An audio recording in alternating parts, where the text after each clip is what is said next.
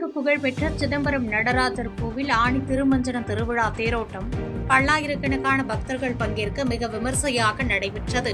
கடலூர் மாவட்டம் சிதம்பரம் நடராஜர் கோவிலின் முக்கிய திருவிழாக்களில் ஒன்றான ஆணி திருமஞ்சன தேரோட்டம் விமர்சையாக தொடங்கியது. முன்னதாக அலங்கரிக்கப்பட்ட தனித்தனி தேர்களில் விநாயகர், முருகர், நடராஜர், சிவகாம சுந்தரி தாயார் மற்றும் சண்டிகேஸ்வரர் ஆகிய சுவாமிகள் 4 ரத வீதிகளில் உலா வந்து பக்தர்களுக்கு காட்சியளித்தனர். தமிழகம் மற்றும் பிற மாநிலங்களிலிருந்து வந்த பல்லாயிரக்கணக்கான பக்தர்கள் சிவ சிவ என பக்த கோஷங்களுடன் வடம் பிடித்து தேரை இழுத்தனர். மேலும் தேருக்கு முன்பாக பக்தர்கள் சிவன், பார்வதி வேடமிட்டு ஆடும் சிவநடனம் அனைவரையும் மெய் சிலிர்க்க வைத்தது. இவ்விழாவை முன்னிட்டு கடலூர் மாவட்ட காவல் கண்காணிப்பாளர் விவேகானந்தா சுக்லா தலைமையில் 1200 போலீசார் பாதுகாப்பு பணியில் ஈடுபட்டனர்.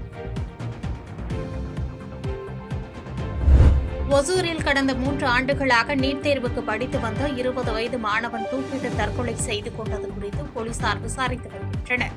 கிருஷ்ணகிரி மாவட்டம் ஒசூர் பாகலூர் சாலை வீட்டு வசதி வாரிய குடியிருப்பில் வசிக்கும் தனியார் தொழிற்சாலை ஊழியர் சின்னசாமியின் இளைய மகன் வெற்றி ஆனந்தம் என்பவர் கடந்த 3 ஆண்டுகளாக நீட் தேர்வுக்கு படித்து வந்ததாக கூறப்படுகிறது. ஏற்கனவே எழுதிய தேர்வுகளில் தோல்வியடைந்ததால் எந்த முறையும் தோற்றுவிடுவோம் என்ற பயத்திலும் தீவிரமான அழுத்தத்திலும் அவர் இருந்து வந்ததாக கூறப்படும் நிலையில் வீட்டில் யாரும் இல்லாத நேரத்தில் தூக்கிட்டு தற்கொலை செய்து கொண்டதாக தெரிகிறது.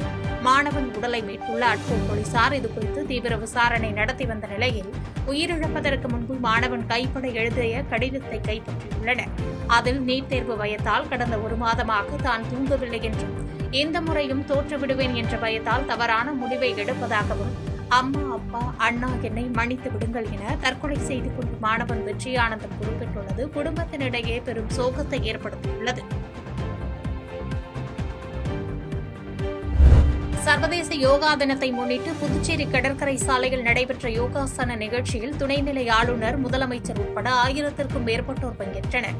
புதுச்சேரி கடற்கரை சாலையில் சுற்றுலாத்துறை, ஆயுஷ் இயக்குநரகம், பள்ளிக்கல்வித்துறை மற்றும் உயர்கல்வித்துறை ஆகியவை இணைந்து 12வது சர்வதேச யோகா தின விழாவை நடத்தியது. இந்நிகழ்ச்சியை துணைநிலை ஆளுநர் கைலாஷ்நாதன் மற்றும் முதலமைச்சர் ரங்கசாமி ஆகியோர் தொடங்கி வைத்தனர். தொடர்ந்து நடைபெற்ற யோகாசன பயிற்சியில் துணைநிலை ஆளுநர் கைலாஷ்நாதன், தலைமைச் செயலர் சரத் சௌகான், காவல்துறை தலைவர் ஷாலினி சிங், சட்டமன்ற உறுப்பினர் சாய் சரவணகுமார் மற்றும் அரசு அதிகாரிகள், காவல்துறை அதிகாரிகள், சமூக ஆர்வலர்கள், பள்ளி மற்றும் கல்லூரி மாணாக்கர்கள் என 1000க்கும் மேற்பட்டோர் கலந்து கொண்டு யோகாசனம் செய்தனர். ஈரோடு அருகே திருவிழாவிற்கு சென்றிருந்த கார் மெக்கானிக் வீட்டின் பூட்டை உடைத்து ஹெல்மெட் அணிந்த கொள்ளையர்கள் 6 சவரன் நகை மற்றும் பணத்தை திருடி சென்ற சிசிடிவி காட்சி வெளியாகி பரபரப்பை ஏற்படுத்தியுள்ளது. ஈரோடு மாவட்டம் மொடக்குறிச்சி அருகே உள்ள சின்னியம்பாளையம் பாரதி நகரை சேர்ந்தவர் நிதிஷ்குமார். கார் மெக்கானிக் ஆன இவர் தனது குடும்பத்துடன் திருவாரூர் மாவட்டத்தில் உள்ள கோவில் திருவிழாவிற்கு சென்றிருந்தார். பின்னர் வேலை காரணமாக நிதிஷ்குமார் நேற்று இரவு வீட்டிற்கு திரும்பிய போது முன்பக்க கதவின் பூட்டு உடைக்கப்பட்டு திறந்து கிடப்பதைக் கண்டு அதிர்ச்சியடைந்தார். வீட்டிற்குள் சென்று பார்த்தபோது பீரோவிலிருந்து 6 சவரன் தங்க நகைகள் மற்றும் ரூபாய் 5000 ரொக்கம் கொள்ளையடிக்கப்பட்டது தெரியவந்தது. நள்ளிரவில் ஹெல்மெட் அணிந்து இருசக்கர வாகனத்தில் வந்த மர்ம நபர்கள் இக்கொள்ளை சம்பவத்தில் ஈடுபட்டுள்ளனர். இதுகுறித்த புகாரின் பேரில் மொடக்குறிச்சி போலீசார் கைரேகை நிபுணர்களின் உதவியுடன் தடயங்களை சேகரித்து சிசிடிவி காட்சிகளின் அடிப்படையில் கொள்ளையர்களை தீவிரமாக தேடி வருகின்றனர்.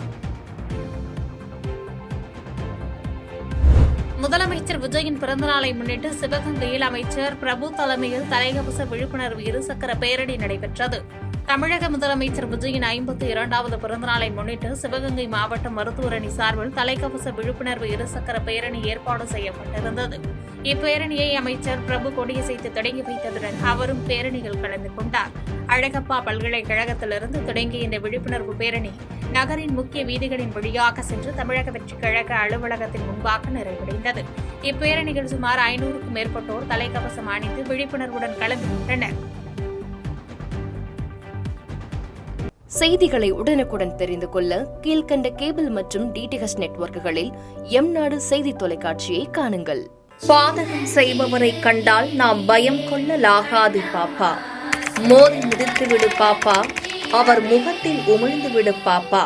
அண்மை செய்திகளை உடனுக்குடன் தெரிந்து கொள்ள இணைந்திருங்கள் எம்நாடு தொலைக்காட்சியுடன்.